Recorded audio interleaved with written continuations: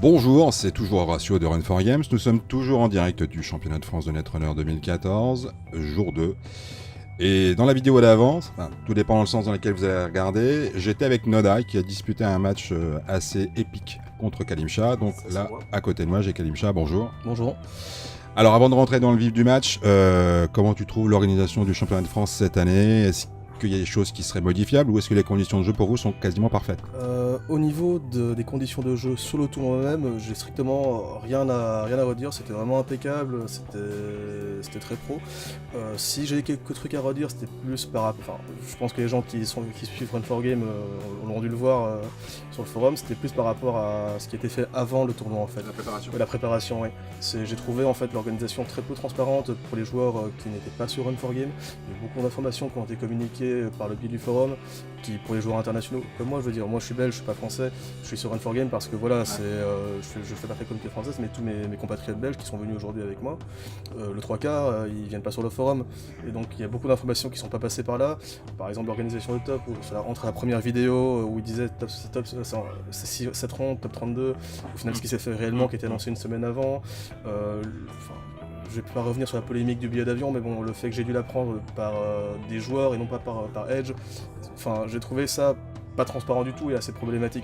Alors, mais sinon, pour le tournoi en lui-même, le championnat de France, sur place, ça c'était impeccable, y a rien à redire. Est-ce que tu as eu l'occasion de discuter de ça justement avec Nicolas Fuseau, qui est le CM de Edge ? J'ai eu très peu de temps sur le tournoi, entre autres parce que voilà, j'étais souvent sur les hautes tables, j'ai beaucoup joué, les parties étaient longues, donc j'irai lui en parler quand j'aurai le temps aujourd'hui, mais de toute façon, je pense que mon point de vue sur internet, tout le monde l'a vu passer, donc...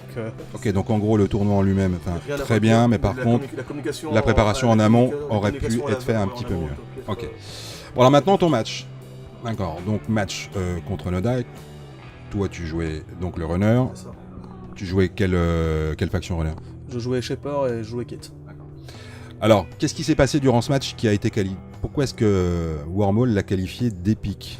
En fait, le deck runner que je jouais avait des fenêtres de scoring par rapport au deck de Noda en milieu, enfin au tout début de partie et en milieu de partie. À beaucoup de moments, il m'a laissé son R&D ouvert ou bien son HQ peu protégé. Et donc à chaque fois que j'ai pu faire des accès à, comme je dis, à haute valeur, donc avec indexing, legwork, j'avais des ouvertures pour ça. J'en ai fait tout plein sur la partie et je crois que j'ai littéralement vu aucun agenda avec ça. J'ai joué 3 indexing qui n'ont rien touché, j'ai joué 2 legwork qui n'ont rien touché.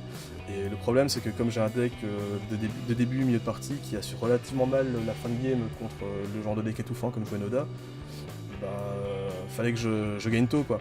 Et comme je voyais rien du tout, je suppose que bon, ses agendas étaient dans le fond de son deck, dans sa poche arrière, enfin bref, dans tous les cas, moi je les voyais pas. J'ai fini par paniquer quoi. L'autre truc qui s'est passé, qui était assez épique, c'est la quantité de power shutdown quand il est joué.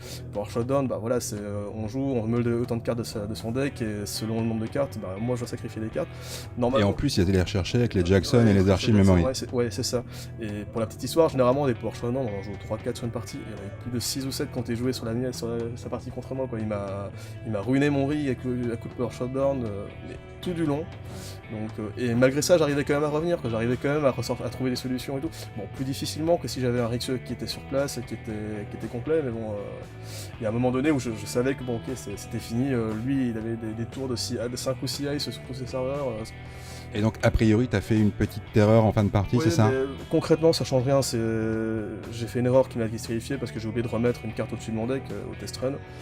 Mais honnêtement, je veux dire, on aurait joué un quart d'heure de plus, une demi-heure de plus, moi je revenais plus dans la partie quoi. Je savais que j'avais perdu, il fallait que je fasse des actions désespérées pour essayer de gagner quelque chose quoi. Et c'est pas passé. Je pense que voilà, j'aurais eu un petit peu de mes multi-accès sur les fenêtres d'opportunité où je les ai joués qui seraient passés.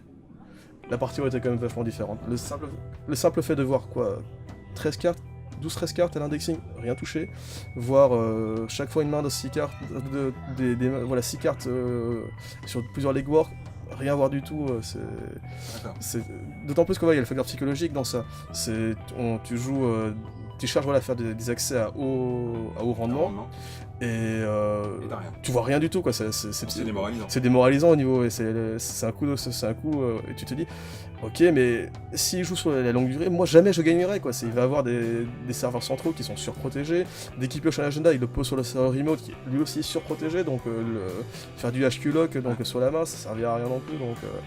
Même question Canada, est-ce que jusqu'à présent c'était ton match le plus difficile ou pas? Carrément, c'était très très loin le match le plus dur. J'ai perdu d'autres matchs sur le tournoi où je savais que j'avais des mauvaises sorties et j'ai pas fait grand chose.